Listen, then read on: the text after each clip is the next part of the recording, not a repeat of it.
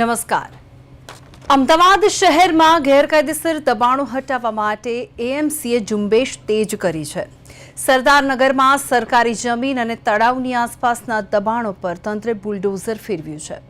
તો ઘાટલોડિયામાં પણ તંત્રને 35 વર્ષ બાદ યાદ આવ્યું કે એક આખી સોસાયટી ગેરકાયદેસર છે અને એટલે ત્યાંના રહીશો પણ મુશ્કેલીમાં મુકાયા છે.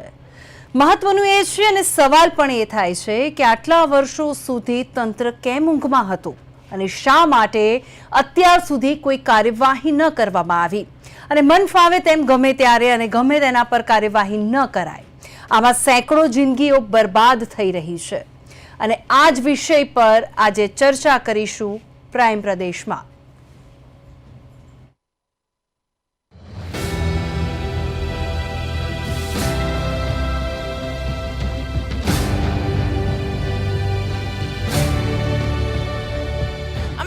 રજૂઆત કર્યા તો અમારો કોઈ જવાબ નથી લીધો હતા લગીમાં.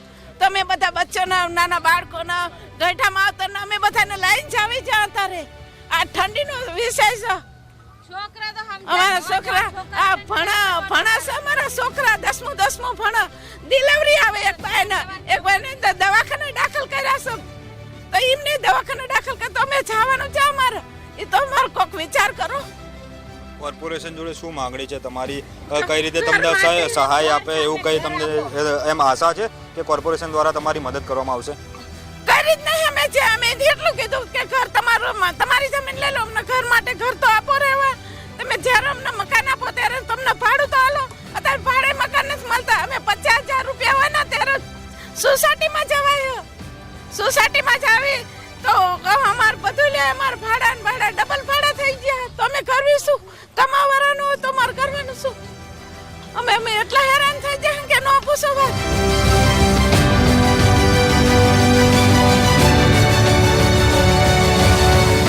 રડતી આંખો, માયુસ અને બિચારા બનેલા આ ચહેરાઓ, બાળકોનું કરુણ આક્રંદ અને જેને જોઈને કઠણ કાળજાના માણસનું હૃદય પણ દ્રવી ઉઠે એવા આ દ્રશ્યો અમદાવાદના કુબેરનગર વિસ્તારના છે.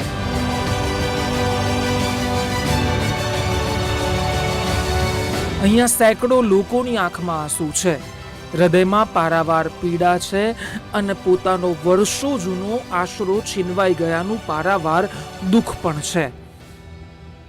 એએમસી દ્વારા શહેરના કુબેરનગર વિસ્તારમાં ઉમરા તળાવ વિસ્તારમાં ડિમોલેશનની કાર્યવાહી કરવામાં આવી. આ એ રહીશો છે કે જેઓ પેઢીઓથી અહીંયા રહે છે. આ જગ્યાએ તેમના પાકા મકાનો છે, તેમની યાદો છે અને આ લોકોએ પરસેવાની કમાણીથી આ મકાનો બનાવ્યા છે અને તંત્રને યાદ આવે છે કે આ સરકારી જગ્યા છે અને તેમના પેઢીઓ જૂના મકાનો તોડી પાડવામાં આવે છે. આ માત્ર મકાનો નહીં પરંતુ અનેક લોકોનો આશરો છે. આ માત્ર મકાનો નથી, આ લોકોના જીવનની મૂડી છે જેના પર તંત્રએ બુલડોઝર ફેરવી દીધું છે. રહીશોની વ્યથા એ છે કે અમે જગ્યા ખાલી કરી દેવા માટે તૈયાર છીએ પરંતુ અમારા રહેવા માટે કોઈ જ વૈકલ્પિક વ્યવસ્થા નથી કરવામાં આવી. તો આવી સ્થિતિમાં અમે ક્યાં રહેવા જઈએ?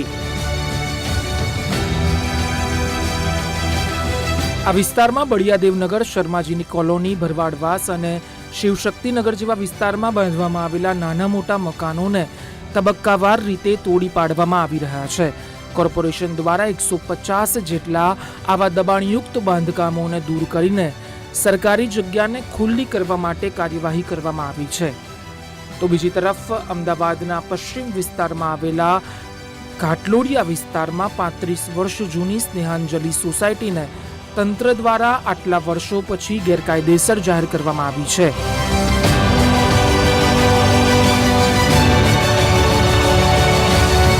સોસાયટીમાં રહેતા 25 જેટલા પરિવારો ઉપર હવે સંકટ ઊભું થયું છે. વર્ષ 1986માં અંજના બિલ્ડર દ્વારા ઓએનજીસીના કર્મચારીઓને આ મકાનો વેચવામાં આવ્યા હતા અને હવે તંત્ર દ્વારા કહેવામાં આવ્યું છે કે બિલ્ડરે બીજા કોઈની જમીન પર આ મકાનો બનાવીને વેચી માર્યા હતા અને આ મકાનો ગેરકાયદેસર છે. એટલે બિલ્ડરે કારસ્તાન કર્યું. લોકોએ પરસેવાના પૈસાથી ખરીદેલા મકાનોને હવે તંત્રએ ગેરકાયદેસર જાહેર કરી દીધા. ત્યારે ભોગવવાનું તો સામાન્ય જનતાને જ આવ્યું છે. તંત્રએ તો આવીને કહી દીધું કે મકાનો ગેરકાયદેસર છે, તમે ખાલી કરો. એટલે હવે આ 25 પરિવારોને ક્યાં જઈને આશરો મેળવવો તે પ્રશ્ન ઊભો થયો છે. એએમસી તંત્રની આવી ઘોર બેદરકારીએ સેંકડો પરિવારોને રાતોરાત ઘર વિહોણા કરી દીધા છે. સૌથી મોટી વાત તો એ છે કે જો દબાણો ગેરકાયદેસર જ હતા તો પછી આટલા વર્ષે કેમ તંત્ર જાગ્યું?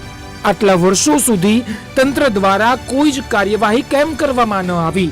હવે પેઢીઓથી જે લોકો જે તે જગ્યા પર રહી રહ્યા છે તેમના મકાનો પર બુલડોઝર ફેરવી દીધું અને તેમને સાવ નોંધારા કરી દેવામાં આવ્યા અને તેમના માટે કોઈ જ વૈકલ્પિક વ્યવસ્થા પણ ન કરવામાં આવી. આ વિષય ખૂબ જ ગંભીર છે. લોકો નિરાધાર બન્યા છે, લોકો રડી રહ્યા છે, પોતાનું ઘર ગયું એનું પારાવાર દુઃખ છે. અનેક જિંદગીઓ સામે યક્ષ પ્રશ્ન એ ઊભો થયો છે કે હવે જઈએ તો આખરે જઈએ ક્યાં?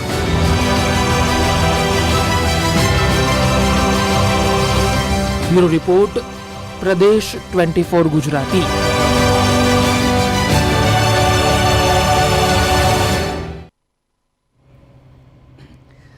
ડિમોલેશનનું દર્દ અને આ જ અંગે આપણે આજે ચર્ચા કરવાની છે અને આપણી સાથે જોડાઈ ગયા છે નરેશ મકવાણા, આઉટપુટ એડિટર છે, અને ગીતાબેન પરમાર જે સ્થાનિક છે કુબેરનગરના, અને પિયુષ જાદુગર સિનિયર એડવોકેટ છે. ગીતાબેન, પિયુષભાઈ, નરેશ, આપનું સ્વાગત છે પ્રદેશ 24 ગુજરાતીમાં. સૌથી પ્રથમ ગીતાબેન તમારાથી શરૂઆત કરીએ. તમે પહેલા ઓકે છો? હા. ઓકે, તમને કેવી મુશ્કેલી અને તકલીફો પડી રહી છે ગીતાબેન? મુશ્કેલીઓમાં તો કહેવા જેવું નથી મેડમ. અમારે અત્યારે જમવાનું નથી બરાબર. બહારથી મંગાવીને આજુબાજુ વાળા અમને જમવાનું દઈ ગયા. અમે અહીં મેદાનમાં રહેવી, લાઇટની સુવિધા નથી અમારે બરાબર. અંધારું અને બધા ગઈઢા બુઢા બીમાર માણસો બધા એમના મેદાનમાં પડ્યા છીએ. અમે શું કરીએ? અમે કોને કહેવા જઈએ? અમારું કોઈ સાંભળવા વાળું જ નથી મેડમ. તમે ઘરમાં કેટલા રહો છો ગીતાબેન? ઘરમાં કેટલા મેમ્બર્સ છો? અમે ઘરમાં 7 જણા છીએ અમે ઘરમાં. અને નાના બાળકો કેટલા છે? નાના બાળકો 3 છે. નરેશ, 3 બાળકો અને ઘરમાં જે રીતે અત્યારે જે રીતની ડિસેમ્બરમાં ઠંડી અને એવા ટાઈમે ઘરની છત ન મળે, કેવી હાલત થાય? બાબત છે ભૂમિ, કારણ કે તમે જુઓ કે અહીંથી આપણે બેસી અને ચર્ચા કરવી એ આખી જુદી વાત છે અને ખરેખર જેમના પર આ વીતેલું છે અને એ માહોલની અંદર અત્યારે જવું અને ત્યાં રહેવું એ આખી જુદી બાબત છે. એટલે મને એવું લાગે છે કે આપણે માત્ર છે અત્યારે સહાનુભૂતિ વ્યક્ત કરી શકીએ, પણ અસલ જે દર્દ જે છે એ તો જે લોકોનું ઘર છીનવાયું છે, જેમનો આશરો છીનવાયો છે, તે જ જાણતા હોય છે. એટલે મને તો એવું લાગે છે કે આ બાબતમાં છે એ આપણે ચર્ચાથી વિશેષ કંઈ કરી શકતા નથી, એ આપણી મર્યાદા છે. પણ આ બાબતમાં ચોક્કસ કંઈક થવું જોઈએ, કારણ કે એક પછી એક છે. તમે જુઓ કે 150 મકાન છે તોડી પાડવામાં આવ્યા છે અને 21 દિવસની એમ કહેવાય છે કે નોટિસ આપવામાં આવી હતી. તો આટલા ટૂંકા ગાળામાં જ્યારે આપણા પ્રદેશ 24 ગુજરાતીના રિપોર્ટર ત્યાં ગયા તો એક બહેન છે એમણે એવી વાત કરી કે 21 દિવસથી છે એ અમે લોકો છે એ ક્યાંય કામે ગયા નથી અને અમે એક ભાઈ તો છે એમણે આ ઘરના પતરાઓ ઉતારી અને એ વેચે છે અને એમાંથી જે પૈસા આવે છે તેમાંથી બધાનું છે એ જમવાનું પૂરું થાય છે. તો આના ઉપરથી જ છે એ ખ્યાલ આવે છે કે મામલો કેટલો ગંભીર છે. તો મને લાગે છે તંત્રએ આ બાબતમાં છે એ પૂરતી તકેદારી રાખવી જોઈએ અને એમના માટે જે પણ વૈકલ્પિક વ્યવસ્થા થઈ શકતી હોય એ બધી જ છે એ પહેલાં પૂરી કરવી જોઈએ એવું હું તો માનું છું. આપણી જોડે નરેશ સિનિયર એડવોકેટ પણ છે, પિયુષભાઈ. હવે કાયદાની થોડીક વાત કરીએ. હવે કાયદાઓ શું કહે છે પિયુષભાઈ આ અંગે? પહેલી વસ્તુ તો એવું છે બેન કે આપણે જે ગેરકાયદેસર બાંધકામ કહીએ છીએ એના માટે 2 વસ્તુ છે.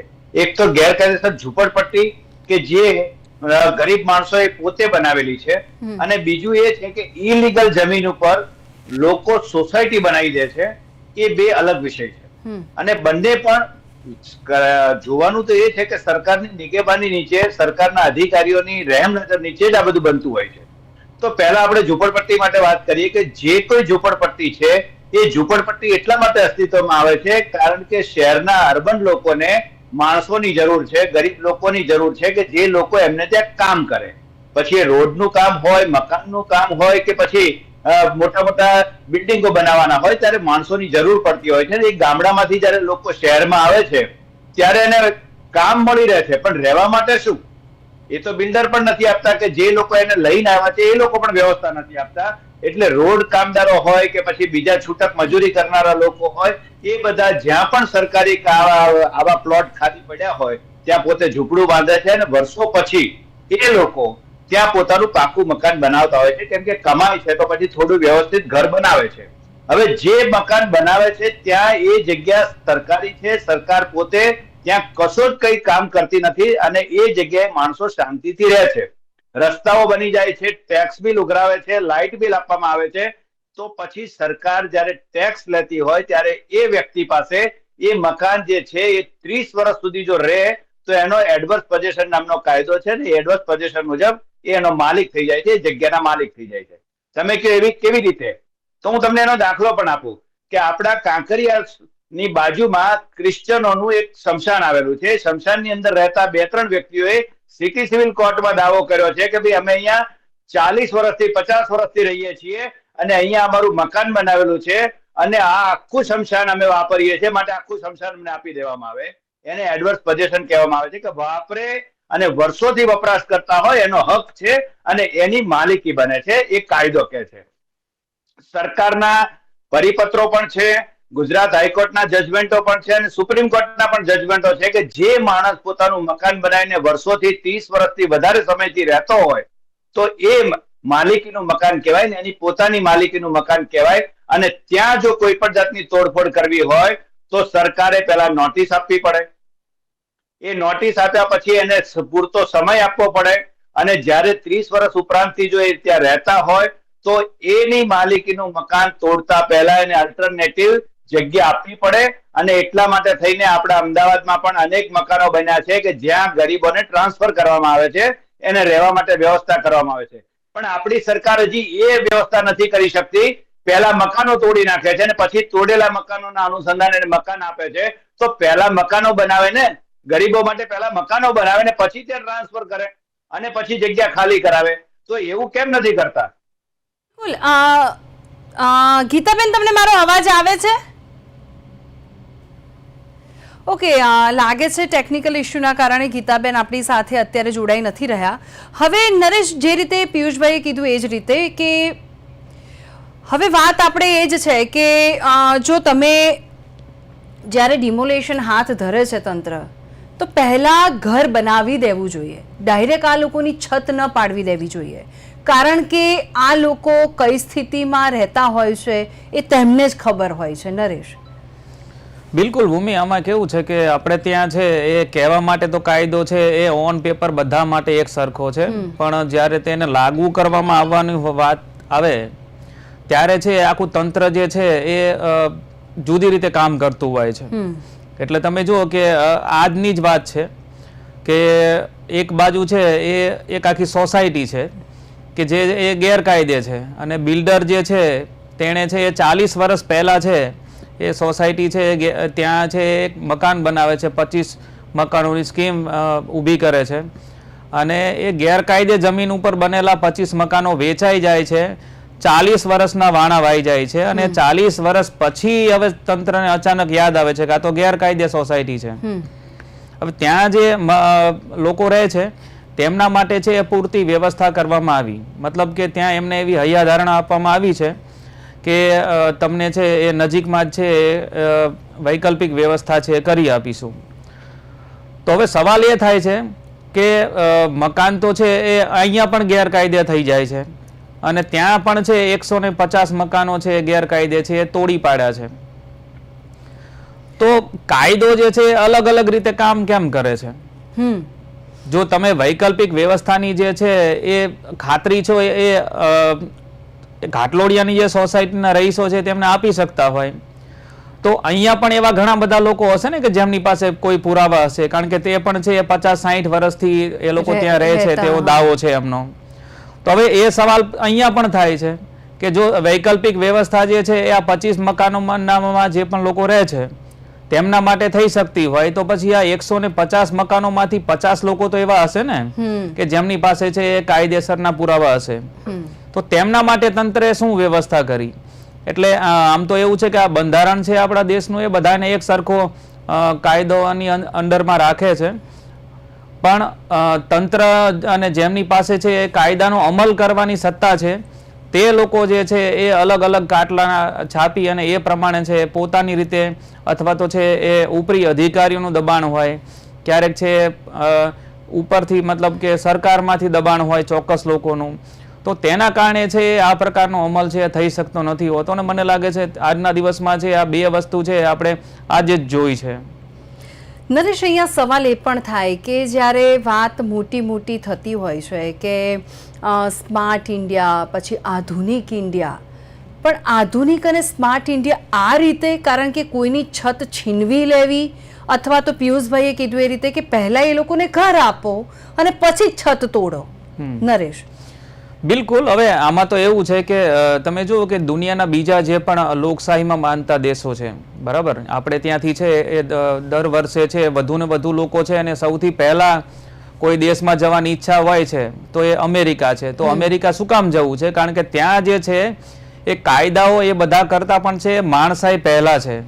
ત્યાં પણ છે કોઈ પણ વ્યક્તિ છે એને કોઈ પ્રોબ્લેમ હોય છે તો તેનું સોલ્યુશન છે પહેલા વિચારવામાં આવે છે.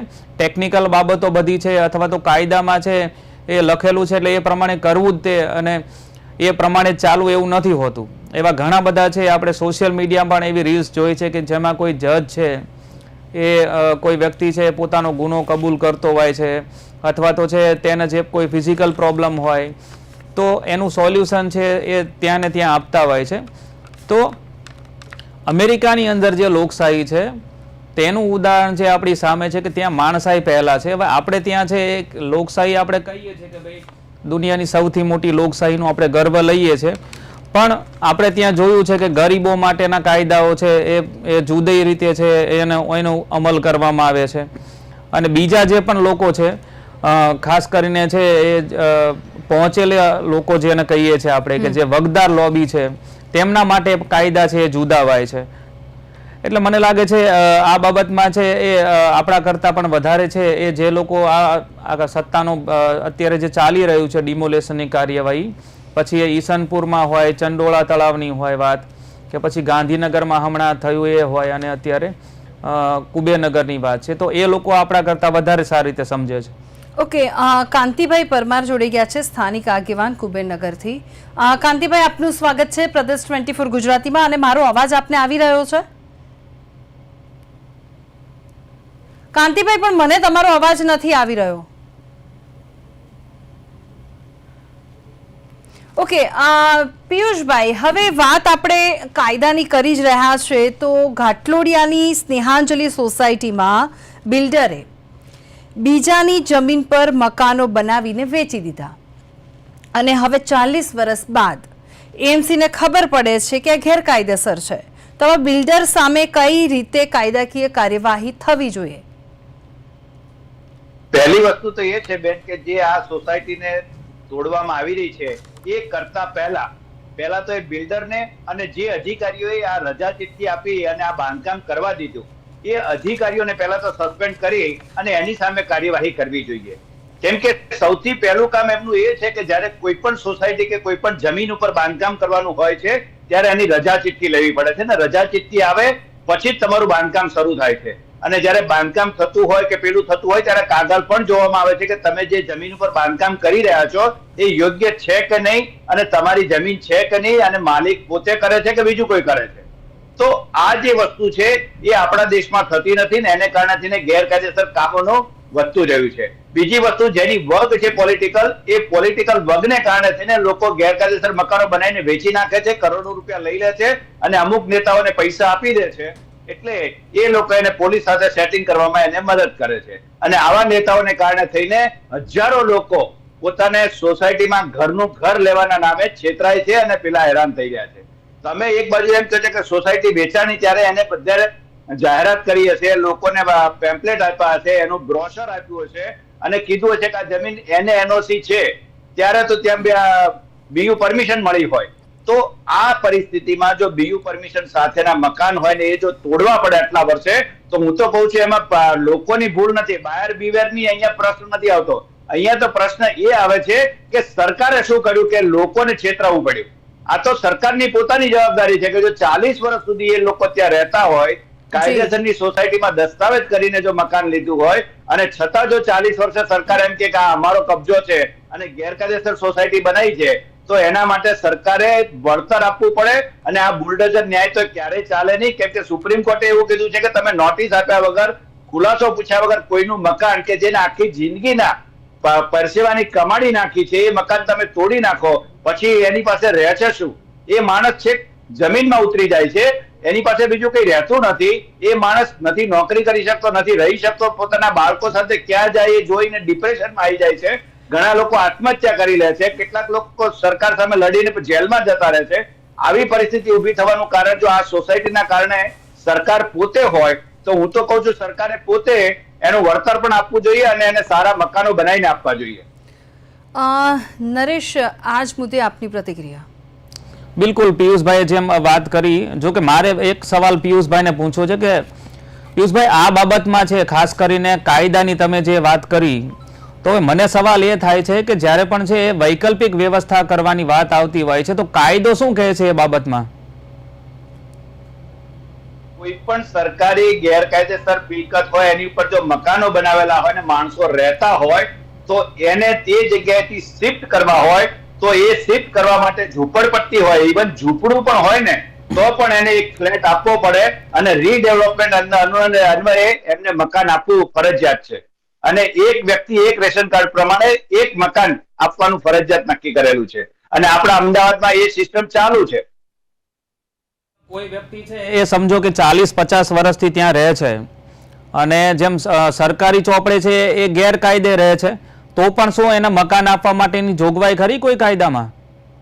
એડવર્સ પોઝેશન નામનો એક છે નિયમ કે જેમાં તમે સરકારની સામે, કલેક્ટરની સામે ફરિયાદ કરીને કોર્ટમાં, સિવિલ કોર્ટમાં દાવો કરી શકો અને એ દાવાના અનુસંધાને તમારું મકાન ન તોડે એવા અનેક ચુકાદાઓ છે. અને મેં હમણાં જ કીધું એમ કે એક વ્યક્તિએ તો આખું શમશાન પોતાના નામે કરવા માટે થઈને કલેક્ટરની સામે દાવો કર્યો હતો, અમદાવાદ કલેક્ટરની સામે, કે કાંકરિયાની પાછળ આવેલું શમશાનમાં હું એકલો રહું છું અને એ શમશાન બીજું કોઈ વાપરતું નથી મારા સિવાય, માટે આખું શમશાન કે જે ખુલ્લી જગ્યા હું વાપરું છું એ પણ મારા નામે કરવામાં આવે, એવો સિટી સિવિલ કોર્ટમાં દાવો છે.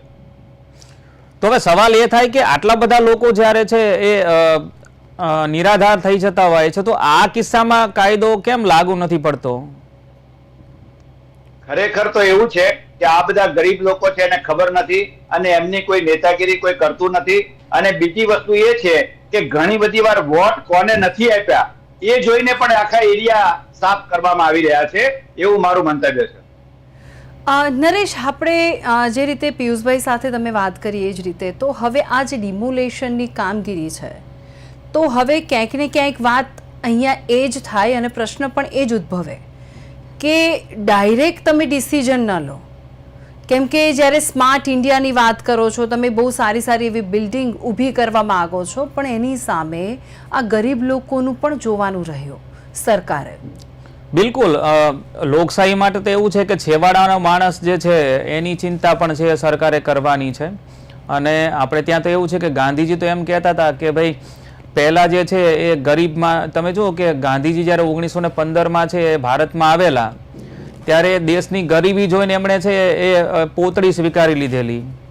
તો એ જે છે એ સિદ્ધાંતોને ધ્યાનમાં રાખી અને આપણે આગળ વધ્યા અને પછી 1947માં છે આપણે આઝાદ થયા અને એ પછી છે એ ગાંધીજીના સિદ્ધાંતો ઉપર છે આપણે ચાલીએ છીએ. અને ગાંધીનું ગુજરાત છે એવું આપણે જ્યારે કહેતા હોઈએ તો ગાંધીજી તો એમ કહેતા હતા કે ભાઈ ગરીબની ચિંતા સૌથી પહેલાં કરો. પણ અત્યારે જે પ્રકારે તંત્ર કામ કર્યું છે તે એ જોતા તો એવું ક્યાંય લાગતું નથી કે આ ગાંધીનું ગુજરાત હોય. કારણ કે ગરીબ માણસ, તમે વિચાર કરો કે આ 3-4 મહિના પહેલાં છે એ ચોમાસાની ઋતુની અંદર છે એ ગરીબોના ઝૂંપડા તોડી પાડવામાં આવેલા. ચંડોળામાં છે એક ભાઈ જે છે આજે છે એ એમ કહે છે કે મારી પાસે પુરાવા બધા જ છે, પણ તેમ છતાં પણ તંત્ર મારું કશું સાંભળતું નથી. એક ભાઈ છે એનો આખો ફેમિલી લઈને રિક્ષામાં અત્યારે રહે છે. તો આ પ્રકારની ઘટનાઓ જ્યારે બનતી હોય છે અને એની સામે છે બીજા ઘણા બધા એવા ગેરકાયદે કામો છે એ લોકો પણ જાણતા હોય છે કે શા માટે થઈને તેની સામે કોઈ કાર્યવાહી નથી થતી. મતલબ કે સામાન્ય માણસ જે છે એ ભણેલો ભલે નથી વધારે, પણ એને જે કંઈ એની આજુબાજુમાં બનતું હોય છે અને શું કામ છે કોઈ તેના ઉપર કાર્યવાહી થાય છે અને તેની બાજુમાં જ છે કોઈ વ્યક્તિ જે છે એની સામે કાર્યવાહી નથી થતી. એ બધી જ બાબતો એ સમજતો હોય છે, પણ એની એ મજબૂરી હોય છે કે એ એટલો શક્તિશાળી નથી કે આખા તંત્ર સામે લડી શકે. એટલે મને લાગે છે અત્યાર સુધીમાં જેટલા પણ ડિમોલેશન થયા છે, તમે જુઓ કે આજના તો દ્રશ્યો જેટલા હૃદયદ્રાવક છે કે નાના નાના બાળકો જે છે એના પરિવારની સાથે રડી રહ્યા છે. એક બેન તો છે એ મકાન છે તોડવાનું શરૂ કરેલું, તો એ દરમિયાન છે એમને છે હૃદયમાં છે કોઈ તકલીફ થવા માંડીને એમણે બેભાન થઈ ગયેલા. ઘણા બધા વડીલો 70-80 વર્ષના વડીલો જે છે એ પણ આ ડિમોલેશન જોઈ અને એમના 40-50 વર્ષના જે પણ પુત્રો છે, એમની દીકરીઓ છે, એમને ભેટીને રડે છે. સવાલ મને એ થાય છે કે તંત્ર આટલું નિષ્ઠુર કેવી રીતે હોઈ શકે? તમે ખુદ કલ્પના કરો કે તમારું પોતાનું રહેણાંક વિસ્તારમાં કોઈ મકાન હોય અને કોઈ વ્યક્તિ આવી અને અચાનક રાતોરાત જ છે અને તોડી નાખે અને તમને બેઘર કરી દે, તો તમારી હાલત કેવી થાય, તેમ તમારી મનોસ્થિતિ કેવી હોય?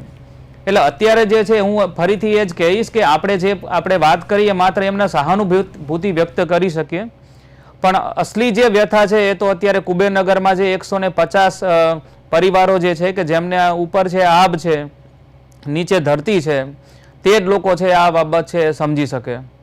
ઓકે નરેશ, મારે પિયુષભાઈને એક સવાલ પૂછવો છે અને ખૂબ જ મહત્વનો છે કાયદાકીય રીતે વાત કરીએ તો. હવે પિયુષભાઈ, ચલો ગેરકાયદેસર રીતે પણ બાંધકામ તોડી દીધું છે, પણ કાયદાકીય રીતે બીજો ઓપ્શન કયો છે, બીજો વિકલ્પ કયો હોઈ શકે કે આવું ન થાય, તંત્રને પણ એમની કામગીરી કરી શકે અને જે લોકોના ઘર છે તેની છત પણ ન જાય? બેન, ડેવલપમેન્ટમાં એવું છે કે સરકારને કોઈ પણ વ્યક્તિની મિલકત લેવાનો હક છે કે ભાઈ રસ્તા બનાવવા છે, કોઈ ટ્રેન નીકળી છે, તો એના માટે એ લોકો નોટિસ આપે છે. તમારા મકાનની જે કિંમત હોય એ કિંમતના અનુસંધાને કલેક્ટર પોતે નક્કી કરે છે કે આ મિલકતની કિંમત કેટલી આપવી પડે અને એ પ્રમાણે એને વળતર ચૂકવવામાં આવે છે. અને એ સિવાય પણ જો કોઈ મકાન કે પ્લોટ આખો ખાલી કરાવવાનો હોય ને સરકારને જરૂર હોય તો સરકારે એનો અનુસંધાને એક આખી ફિગર નક્કી કરે છે કે આટલા મકાનો છે, આટલા પૈસા આપવા પડશે, એને વળતર આપવા પડશે, એના માટે કલેક્ટરને નિમણૂક કરતા હોય છે.